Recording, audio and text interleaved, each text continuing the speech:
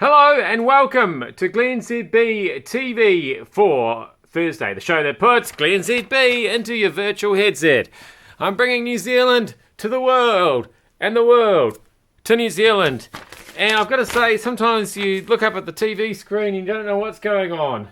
This guy was talking about some kind of domestic terror plot that was thwarted today. And his name is Chief Patrick Fallon from the Greece Police Department, and yet it doesn't really look that Greek to me. Turns out this place is in America, and there were people who were trying to blow up Muslims. It's all very confusing.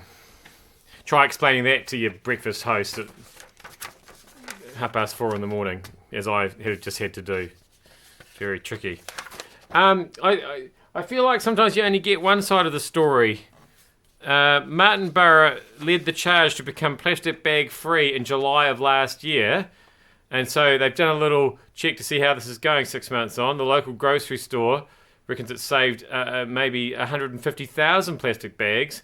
And a cafe there has halved the number of coffee cups it needs to buy.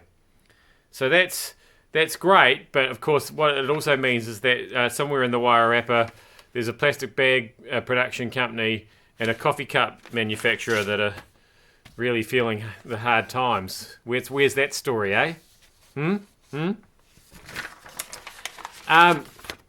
Sometimes it doesn't. It almost pays to wait for your flight. There was a drone sighting near Auckland Airport last night, which held 6 aircraft in the sky circling for 20 minutes before it was safe for them to land. A passenger flying from Taupo to Auckland, so it sounds like bad news, says it was a short disturbance, but the airline and pilot were very professional and even gave them lollies for waiting. So, I don't know, if you're watching and you've never been on Air New Zealand before and you haven't had an Air New Zealand lolly, you don't know what you're missing.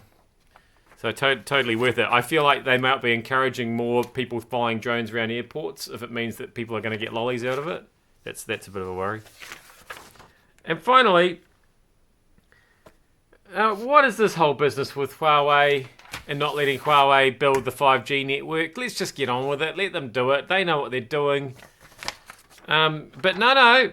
Even though Huawei has offered millions of dollars to set up a cybersecurity evaluation center, which wouldn't be controlled by them at all. It'd actually be controlled by the GCSB. So basically, they would help them set up something to monitor everything to make sure there's no spying of any kind going on. They've offered to pay for that. The GCSB and the government still saying, no. What Australia and America have told us to do is far more important than anything that actually makes sense. Stupid people. I'm not just saying that because I like Huawei phones and the people at Huawei and China generally. I'm just saying there's just no logic to it. I am glennzb. This episode was not brought to you by Huawei. This is a Logitech device. That's a Samsung TV. This is a Oppo phone. Just saying. Doesn't make sense. I'm glennzb. Thank you for having me in your virtual headset, whatever brand it is. I will see you back here again tomorrow for more.